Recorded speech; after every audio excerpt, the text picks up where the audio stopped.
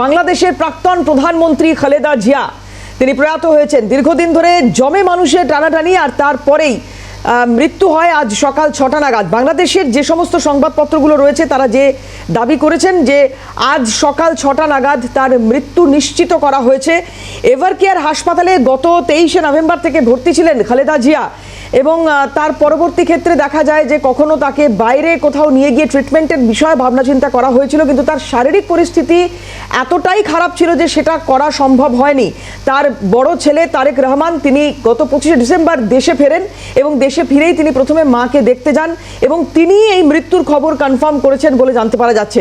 বাংলাদেশের প্রাক্তন প্রধানমন্ত্রী দীর্ঘদিন ধরেই বিভিন্ন রকম শারীরিক জটিলতার কারণে ভুগছিলেন এবং আজ সকাল 6টা নাগাদ তার মৃত্যুর খবর কনফার্ম করা হয়েছে তার ছেলের তরফ থেকে।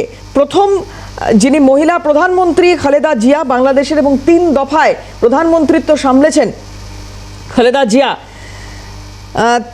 এবং দীর্ঘ সময় ধরে বাংলাদেশের রাজনীতিতে তার অবদান এবং পরবর্তী ক্ষেত্রে বিভিন্ন বিতর্কেও সামিল হয়েছেন তিনি। বিতর্ক তার সঙ্গী হয়েছিল। একটা দীর্ঘ সময় ধরে বাংলাদেশের রাজনীতিতে তার প্রভাব এবং তার পরবর্তী সময়ে তার সরে যাওয়া, শেখ হাসিনার উত্থান, তার টানা বাংলাদেশের রাজনীতিতে দাপিয়ে প্রধানমন্ত্রিত্ব করা এবং এই খালেদা জিয়া তিনি একেবারেই অন্তরালে চলে যান এবং দীর্ঘ সময় ধরে অসুস্থও ছিলেন। 23শে নভেম্বর তাকে ঢাকার এই হাসপাতালে ভর্তি করা হয় এবং আজ মৃত্যু হয় তার।